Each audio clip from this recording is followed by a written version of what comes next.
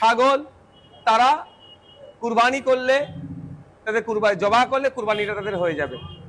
কিন্তু যারা গরুগুলোকে লালন পালন করে বড় করলো, খাওয়ালো, একটা গরুর পিছনে 20,000 30,000 টাকা ইনভেস্ট করলো, যেটা 1 লাখ টাকায় বিক্রি করবে, তারা আজকে কোথায় যাবে?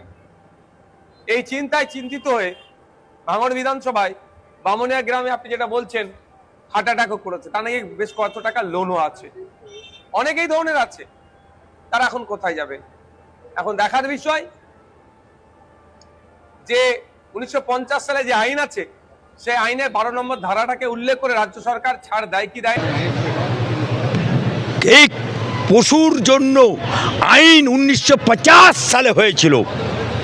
2018 সালে 50 সালে যখন আইন হয়েছিল তখন বিজেপি কোথায়?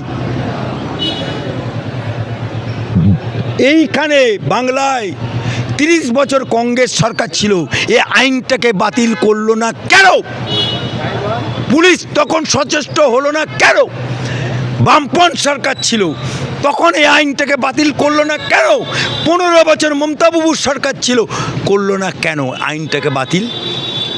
উল্টে 2018 সালে যখন মমতার সরকার, তখন একটা কেস হলো। প্রিয় দর্শক, শুভেন্দু অধিকারী কোরবানিকে উদ্দেশ্য করে অনেক বড় একটি ষড়যন্ত্র করতে যাচ্ছে। আজকের এই ভিডিওটা বানানোর তার কারণ হচ্ছে আমাদের মুসলিম ভাইরা, মুসলিম ভাই বোনেরা যেন শুভেন্দু অধিকারীর এই ষড়যন্ত্রে না পড়ে। শুভেন্দু অধিকারী যেই ষড়যন্ত্র করতে যাচ্ছে সেটি হচ্ছে,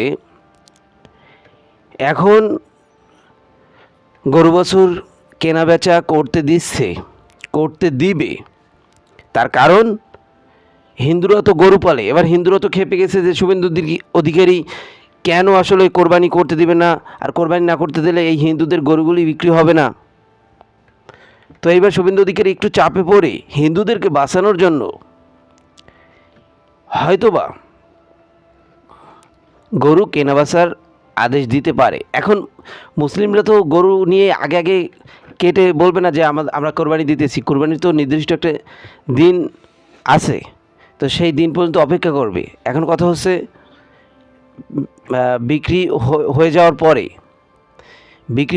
পরে যখন কোরবানির দিন আসবে, ঠিক তার আগের দিন যদি শুভেন্দু অধিকারী বলে যে কালকে কোনো গরু এই রাজ্যে কোরবানি করতে পারবে না কেউ, কোনো মুসলিম, তখন তো মুসলিমরা পুরো ধরা খেয়ে যাবে। এই জন্য ভারতবর্ষের যত মুসলিম নেতারা আছেন তারা কিন্তু এবার সব মুসলিমদেরকে আহ্বান করতেছেন এবং বলতেছেন যে অন্তত এই বছরের জন্য গরু কোরবানি করা বন্ধ করুন। মুসলিমদেরকে উদ্দেশ্য করে বলছে, এই বছরের জন্য গরু কোরবানি করা বন্ধ করুন, যাতে করে এই হিন্দুদেরকে, এই শুভেন্দু অধিকারীকে কঠিন একটা শাস্তি দেওয়া দরকার। আসলে এই হিন্দুরা যেন গরু কোনোভাবে না বিক্রি করতে পারে। বিক্রি না করতে পারলেই তো তখন হিন্দুরা তো শুভেন্দু অধিকারীকে ধরে ফেলবে এবং তারপরে শুভেন্দু অধিকারী কোথায় পালাবে সেটি সে রাস্তা খুঁজতে থাকবে। এখন হিন্দুরাও পড়ে গেছে এক জ্বালায়। মমতা ব্যানার্জি এত বছর হিন্দু মুসলিম সবাইকে, উভয়কে একসাথে করে থেকেছেন, তো সেই বিষয়টি আসলে তাদের সহ্য হয়নি। এখন তারা হিন্দুরাই থাকবেন শুধু ভারতবর্ষে, আর কোনো মানুষ থাকতে পারবে না। সেটি করতে চেয়েছিলেন, তাদের জায়গা জমি দখল করতে চেয়েছিলেন। সেই জায়গা জমি দখল করার জায়গায় উল্টো আর নিজেরাই বাস খেয়ে গেল। তো যাই হোক, নওশাদ সিদ্দিকীর বড় ভাই উনি কিছু বক্তব্য রেখেছেন, মূল্যবান বক্তব্য কোরবানি সম্পর্কে। সেই ভিডিও আমরা এই ভিডিওর শেষ অংশে দেখব। এবং এই যে স্ক্রিনে যে ছবিটি দেখতেছেন, এই পাগলা আপনাকে আমাকে শিখাবে, মুসলিমদেরকে শিখাবে যে কিভাবে কোরবানি করতে হবে, কিভাবে কোরবানি এলেন। উনি যেইভাবে পাগলায় যেভাবে কথা বলতেছিলেন যে প্রিয় বস্তুকে কোরবানি করতে হবে, তার মানে প্রিয় বস্তু কি সবসময় কোরবানি করতে হবে? ওটা তো ওই সময় ইব্রাহিম আলাইহিস সালামের সময় এটি আল্লাহ তাআলা বলেছিলেন যে তোমার প্রিয় পাত্রকে কোরবানি করো, প্রিয় জিনিসটাকে, প্রিয় বস্তুকে কোরবানি করো। তারপরে তার ছেলেকে নিয়ে গেছিলেন, যখন ছুরি চালিয়েছিলেন পরে সেখানে দুম্ব হয়ে গেছিল। তারপরে তো এই 5টি জিনিস দিয়েছিলেন যে এটি দিয়ে কোরবানি করতে পারবা। তো সেই বিষয়টি মনে হয় এই মগায় জানে না, এই মগায় শিখাইতেছে কীভাবে কোরবানি করতে হবে। আর মগার কথা বলার ধরন দেখেন, পুরো জোকার। এই বিজেপিতে যত নেতা আছে বেশিরভাগ নেতাই জোকার মার্কা। তো যাই হোক, বিজেপি নেতাদের তো একদম পিছনটা গরম হয়ে গেছে ভিডিওটি দেখা। কিছু করার নাই, কমেন্ট করবেন, ভালো লাগলেও কমেন্ট করবেন, খারাপ লাগলেও কমেন্ট করবেন। চলেন আমরা বাদবাকি ভিডিও ফুটেজগুলি দেখি।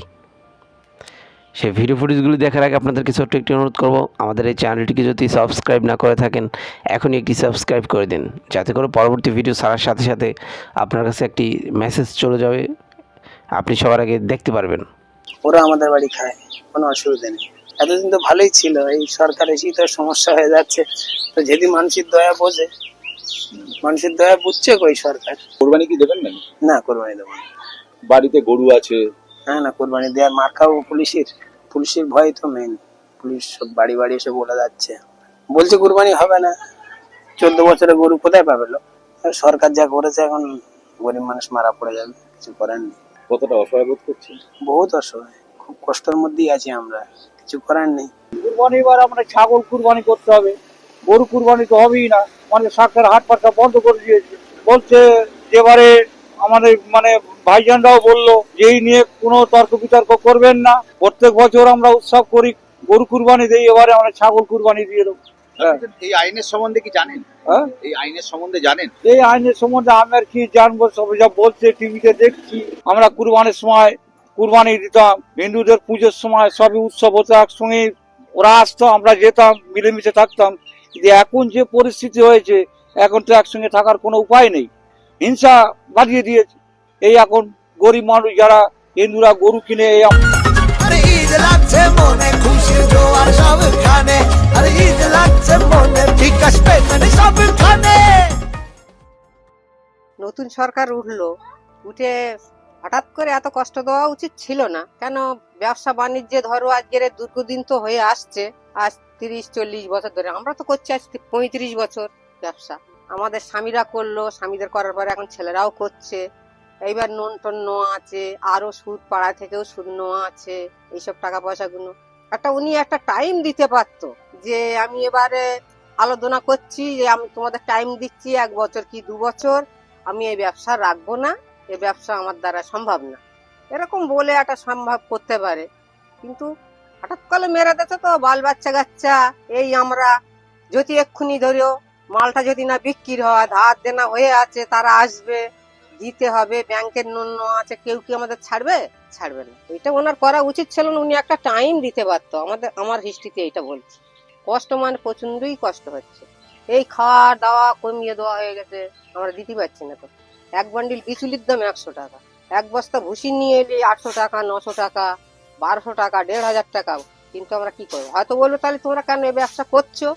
এরকম মানুষই দীর্ঘদিন তো যাদের যেটা করে অভ্যেস, বাবা করতো, বাবা থেকে এখন ছেলেরাও করছে, এই হচ্ছে ঘটনা। এই গরু তো না খেতে অকালে মরবে। হ্যাঁ, তো কি হবে ভবিষ্যতে? তখন ওই মাঠে ঘাটে ছেড়ে দেওয়া হবে, আর কি করা যাবে? ছেড়ে দেবে, লোকজন যে যা পারবে না চলে যাবে, আবার যে যা মানুষের গুতিয়ে টুতিয়েও মেরে দেবে। ওরা না খেতে পেলে কি করবে? আমরা কুরবানিতে বিক্রি করি, লোকের পয়সা টাকা নিয়ে করি। বিকল্পে আমাদের শরীরে বলছে অনেক কিছু ব্যবস্থা আছে, তার মধ্যে আরো 5টা জানোয়ার আছে, তাদের আমরা জমা করতে পারি। কিন্তু গরুটাই আমাদের মাস্ট, এইটা কোনো না কথা না। গরু আমরা কোরবানি এই কারণে আমরা সবাই মিলে একটা উদ্যোগ নিয়েছি যে গরু কোরবানি আমাদের গাড়ি নিয়ে সব এলাকায়, প্রত্যেক মুসলিম এলাকায় আমরা মানা করছি যে যাতে গরু কোরবানি কেউ না করে। গরু যখন মা, গরুকে জাতীয় পশু, জাতীয় পশু ওকে ঘোষণা করা যায়। আর গরু এখানে কাটা হয় না, গরু তো কাটা প্রত্যেক জায়গায় হচ্ছে। আমরা জানি উত্তরপ্রদেশে বড় বড় বুছারখানা খুলে রেখে দিয়েছে উত্তরপ্রদেশে, তারা এই গরুগুলোকে পাচার করছে, বিদেশে ইম্পোর্ট এক্সপোর্ট করছে, সৌদি আরব, কাতার, দুবাই, বড় বড় জায়গায় পাচার করছে। এখানে যে গোস্তটা 300 টাকা বিক্রি হচ্ছে, সেখানে 1200 টাকা বিক্রি হবে। তো আজকে কি করছে না, গরিবকে খেতে দেবে না বলে এই সরকার ব্যবস্থা নিয়েছে এইগুলো। তো আমরা চাচ্ছি যে আমরাও খাবো না এই জিনিসকে। যখন ব্যবস্থা সবার জন্য, আইন সবার জন্য সমান, আজ এখানে মানুষরা খেতে পারবে না, কাল এইগুলোকে ইম্পোর্ট এক্সপোর্ট করবে, ওর এই সরকার মানুষকে বোকা বানানো কাজ করছে। আমরা এগুলো সব দেখছি, আমরা তার জন্য পিছনে হাঁটছি যে যাতে আমরা দেখি ওরা কি করে। এইটাই আমাদের বক্তব্য। আমরা গরু কোরবানি করব না। খাসি আছে, ভেড়া আছে, দুম্বা আছে, উট আছে, আরো অনেক কিছু আছে, আমরা সেগুলো নিয়ে ব্যবহার করব। সেইগুলোই আমরা কোরবানি আমাদের নিজের এইটাকে মানে পরবটাকে করবো। সম্প্রতি কোরবানি প্রসঙ্গে আইএসএফ বিধায়ক নওশাদ সিদ্দিকী কার্যত বলেন, যদি গরু কোরবানি বন্ধ করে দেওয়া হয় তাহলে সবথেকে বেশি সমস্যায় পড়বেন হিন্দু ব্যবসায়ীরা। নওশাদ সিদ্দিকী তিনি কি বলছেন শুনবো। শুভেন্দু অধিকারী মহাশয় বিজেপি মুসলমানদেরকে টাইট দিতে চাইছে, কিন্তু ব্যাপারটা হচ্ছে মুসলিমদেরকে টাইট দিতে গিয়ে হিন্দু ভাইরাও আছে ক্ষতিগ্রস্ত হচ্ছে। আমরা যতটুকু জানি যে গরুগুলো আসে জবা করার জন্য, বলির জন্য, কুরবানির জন্য, বেশি অংশ আসে উড়িষ্যা, বাঁকুড়া, ঝাড়গ্রাম এদিক থেকে। সেই কারা লালন পালন করে, কারা বড় করে, দেখলে দেখা যাবে 80% আমার নন মুসলিম ভাইরা পড়ে।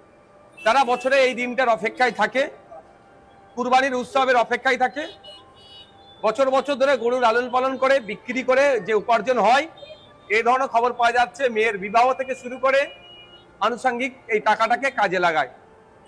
বিজেপি সরকার যেভাবে দমন পীড়ন করছে প্রশাসনকে কাজে লাগিয়ে, এতে ক্ষতিগ্রস্ত সেটা শুধু মুসলমানরা হচ্ছে না, মুসলমানদের অল্টারনেটিভ আছে। খাসি, ছাগল তারা কুরবানি করলে, তাদের জবা করলে কুরবানিটা তাদের হয়ে যাবে। কিন্তু যারা গরুগুলোকে লালন পালন করে বড় করলো, খাওয়ালো, একটা গরুর পিছনে 20,000 30,000 টাকা ইনভেস্ট করলো, যেটা 1 লাখ টাকায় বিক্রি করবে, তারা আজকে কোথায় যাবে? এই চিন্তায় চিন্তিত হয়ে ভাঙড় বিধানসভায় বামুনিয়া গ্রামে আপনি যেটা বলছেন হার্ট অ্যাটাকও করেছে, তা নাকি বেশ কত টাকা লোনও আছে, অনেকেই ধরনের আছে। তারা এখন কোথায় যাবে? এখন দেখার বিষয় যে 1950 সালে যে আইন আছে, সেই আইনের 12 নম্বর ধারাটাকে উল্লেখ করে রাজ্য সরকার ছাড় দেয় কি দেয় না, সেই মর্মে আমি দ্বারস্থ হচ্ছি তাদের কাছে হব। আমি আশা করব সেটা ছাড় দেবে। মানুষের রুজি রুটি এখানে যুক্ত হয়ে আছে। প্রায় 2 থেকে 250 কোটি টাকার একটা আরো উপরে হবে এটা বিজনেস, যার 70% কিন্তু কন্ট্রোল করতো আমার হিন্দু সমাজের ভাইরা। আচ্ছা, তারা এখানে আক্রান্ত হচ্ছে, তারা ব্যবসায়িকভাবে লসে রান করছে। শুধু আমাদের ভাঙড় বামুনিয়া গ্রামের ব্যবসায়ী নয়, ব্যবসায়ীদের যদি ধর্মীয় পরিচয় দেখেন তারা হিন্দু। আমি আপনাকে বলছি, এই গরু ব্যবসার সাথে 70% সরাসরি যুক্ত আমার হিন্দু সমাজের মানুষরা, যারা গরুটাকে লালন পালন করে বড় করছে। যারা মেন উৎপাদন করছে তারা 70%-এর অধিক।